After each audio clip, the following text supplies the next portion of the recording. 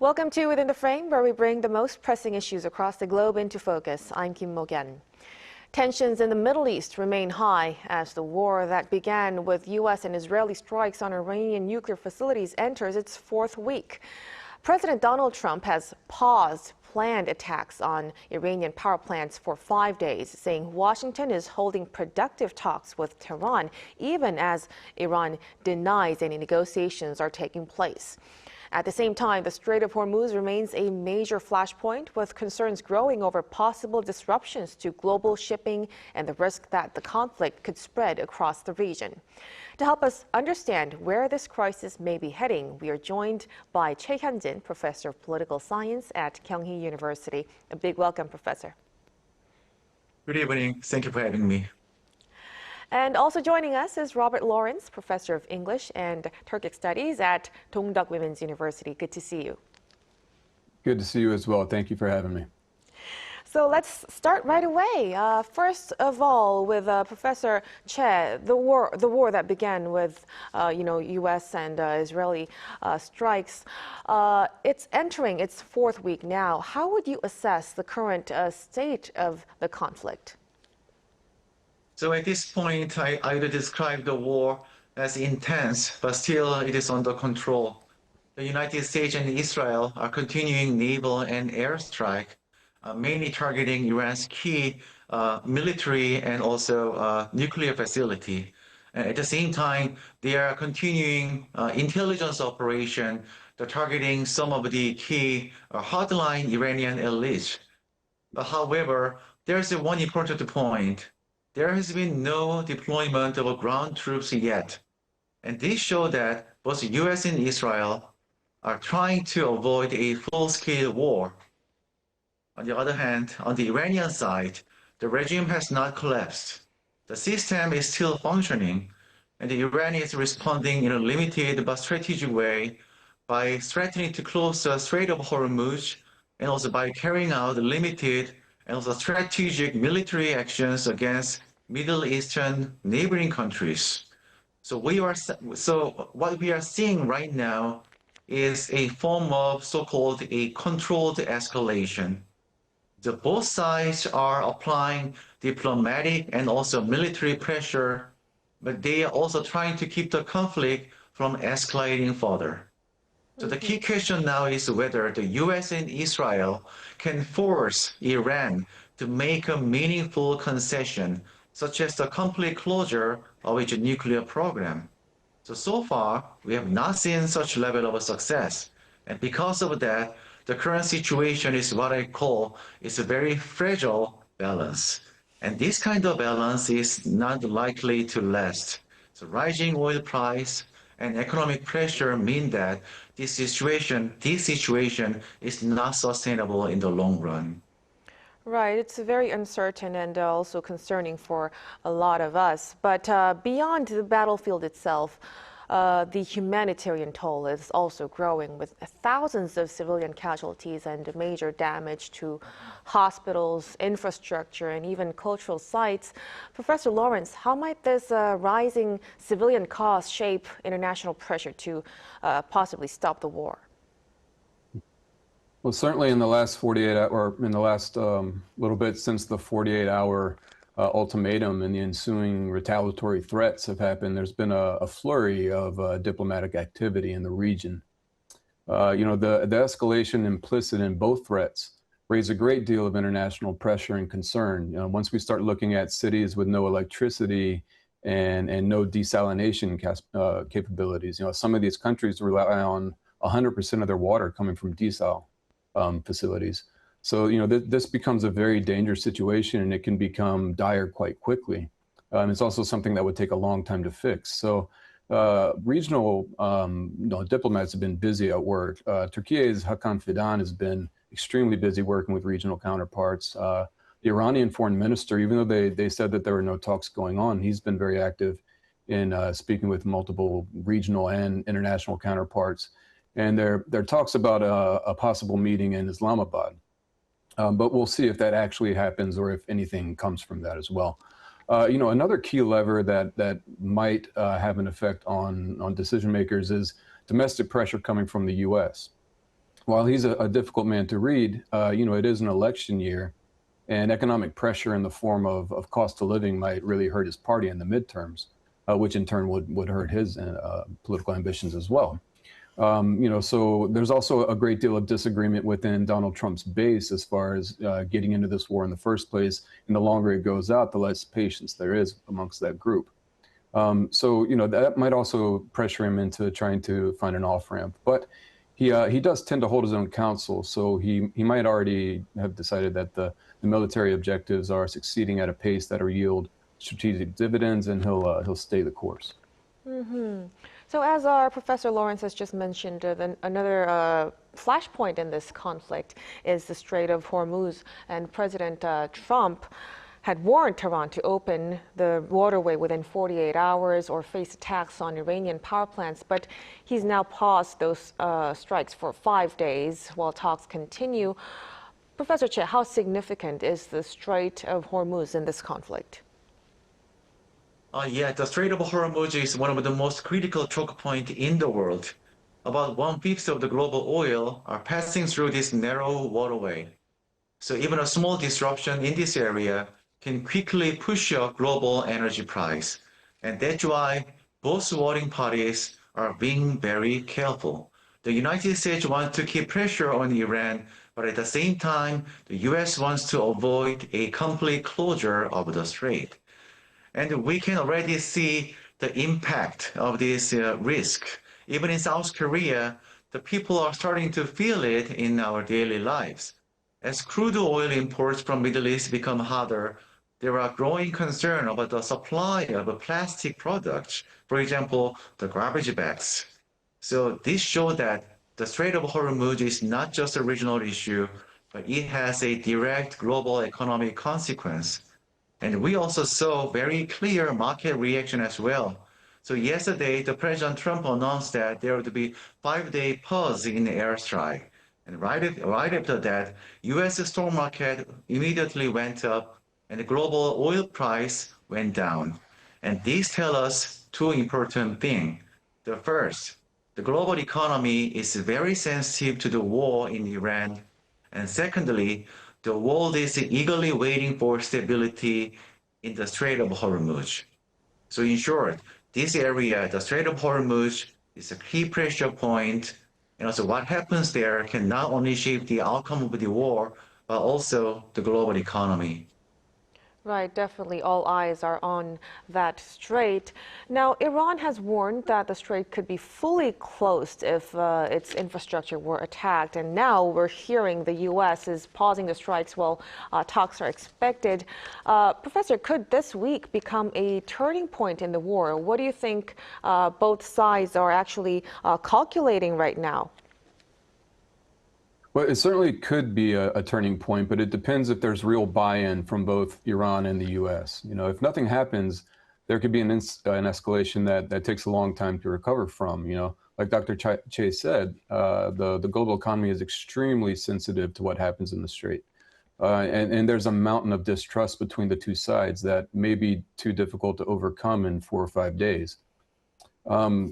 The Iranians have said that they believe that this is a tactic basically to help oil prices and Wall Street and to buy time for the U.S. to get more troops in the region, hinting at the deployment of U.S. Marines that are en route and the possibility of a combat brigade from the 82nd Airborne. I'm not sure that that's been actually ordered into the region yet, but there's talk about it.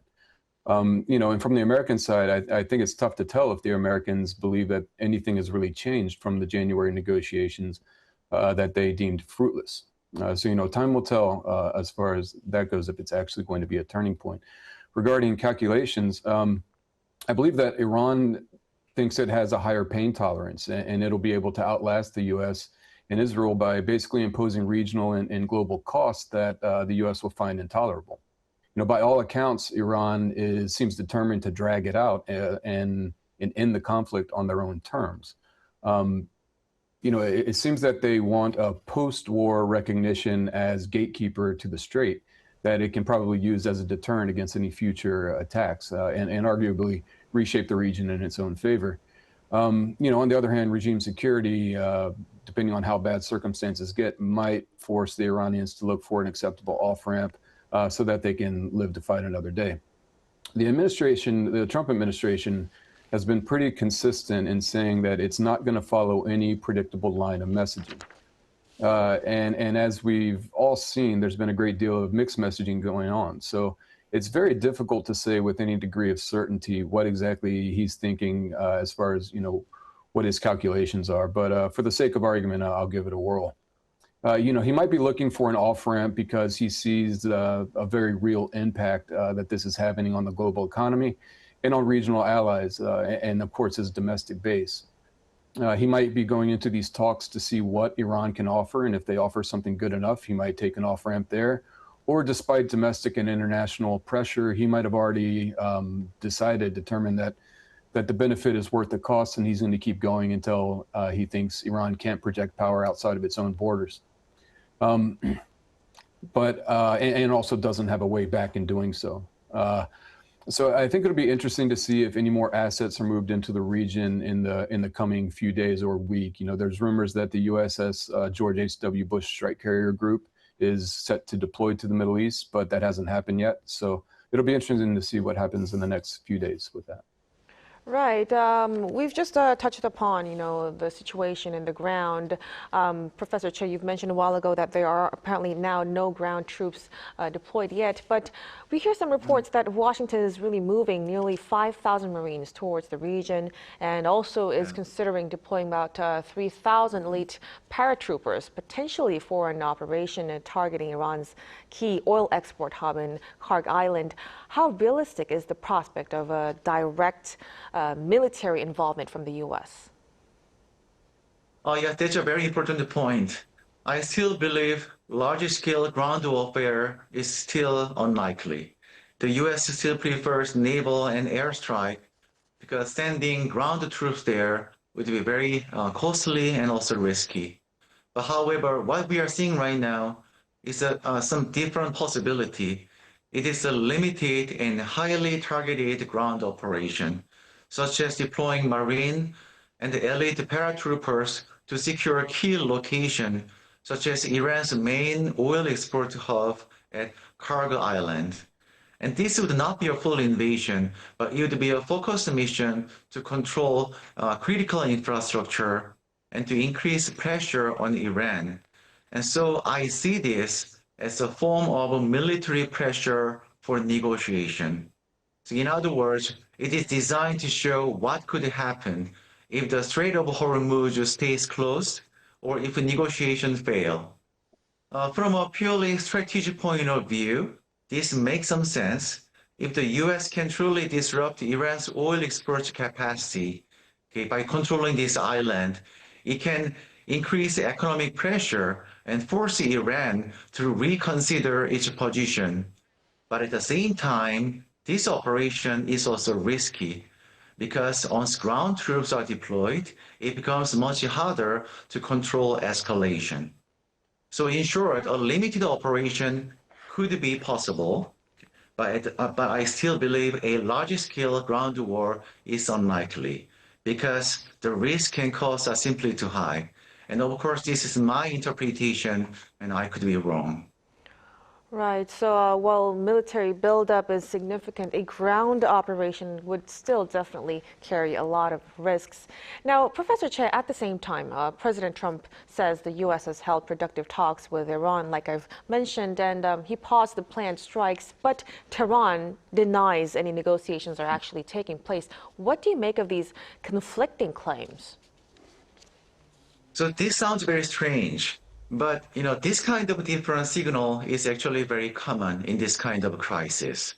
The United States wants to show that diplomacy is making some progress while maintaining strong military pressure.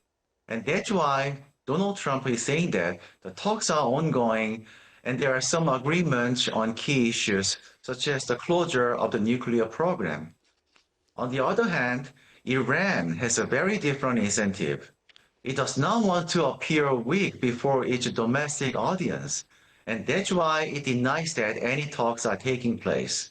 So what we are seeing right now is not necessarily a contradiction. I think this is a strategic communication gap. So both warring parties, the US and Israel, are sending different messages to different audience. So in reality, there may already be some indirect and quiet communication behind the back channel, through back channels. And this is important because negotiation like this could become a turning point in this war. If talks really succeed, we could see some de-escalation or ceasefire. But if they fail, the conflict could escalate further, including even full-scale ground warfare. So I would say this is a classical case of pressure and diplomacy happening at the same time. So before the public, both sides are fighting and competing, but behind the scene, I think they may still be talking. Now, speaking of diplomacy, it seems as though the conflict is also affecting global diplomacy. The planned Trump-Xi Jinping summit has reportedly been delayed until the Iran war subsides. What does this delay tell us about the broader geopolitical impact of the war, Professor? So this delay shows how much this war is affecting global politics nowadays. The Iranian war is no longer just a regional issue. It is now affecting superpowers around the world. For the United States, now the Middle Eastern crisis is a top priority, and that's why Donald Trump is delaying the US-China summit until the situation becomes more stable. But at the same time, China is also heavily affected. China depends on stable energy supplies coming from the Middle East. And this energy goes through the Strait of Hormuz.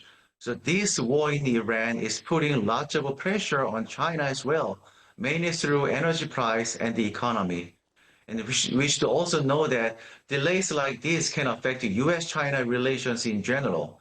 So we need a close coordination between the two superpowers to handle key issues like trade, tariff, global supply chain, and the stability of South China Sea and the Taiwan Strait. And therefore, in this situation, we are losing this important opportunity. So the war is not just about Iran. It is already affecting global diplomacy and economy, and even delaying the key meetings between the two superpower leaders. Definitely, the impact, it's really extending beyond just the Middle East. And South Korea is also engaging diplomatically regarding the situation. Foreign Minister Choi Hyun spoke by phone with Iran's Foreign Minister Sayed Abbas Araghchi, urging Tehran to ensure safe navigation through the Strait of Hormuz and also help stabilize global energy supply. Professor Lawrence, do diplomatic calls like this actually, do you think it could influence behavior during a conflict like this? Well, in course with other countries, yes, I think this type of diplomatic engagement can influence behavior. But as one country who's closely aligned with Iran's main adversary, the U.S., it's probably not. It's probably more symbolic. But this is when the information battle space that is so important in modern warfare comes into play. The U.S. needs its allies, and the U.S. has asked its allies to do more to help to get the strait open. Some have stepped up in different ways, but some allies, especially in Europe, would probably react better to a more cordial tone in the administration's rhetoric and a little less coercion. Initially they've been reluctant to hop on board with President Trump's style of conducting the war, but we'll see if that can get turned around. I think that it can. It just takes some clear messaging. They need to clearly articulate why this war was necessary and the threat that it argues Iran poses. And I think that would go a long way to making a much more palatable narrative that would encourage more allies and non-allied nations to pressure Iran to open up and allow ships to go through the straits. As of right now, I think the international PR battle is just not getting the attention that it deserves. Right. And with all of this happening, and we're also like almost a month into this current situation, Professor Lawrence, what do you think could ultimately determine the direction of this conflict? No, so that's really tough to predict, of course, but I think it probably relies on a few factors in the outcomes thereof. First, can regional and international actors apply enough pressure to create fertile ground, on which negotiations can actually take place? Number two, have the sides already made up their mind, or are they actually negotiating in earnest to try to find an off-ramp and an end to the war? And then three, arguably the most important, is can they bridge this trust deficit and come to a solution that allows both sides to save face and claim some degree of success rather than sticking with maximalist demands? War is inherently unpredictable, and small variables can end up having second and third order consequences that are completely unforeseeable. All of this could change during the course of this interview, but I think the third one is the most important, and it's the most difficult. And if it isn't accomplished, then I think there's a higher probability that conflict continues. So the next few days would definitely be very crucial in determining whether this crisis would escalate or move towards diplomacy. Thank you so much for your insights tonight, Professor Lawrence. Thank you. And of course, Professor Choi, we really appreciate it. Thank you very much.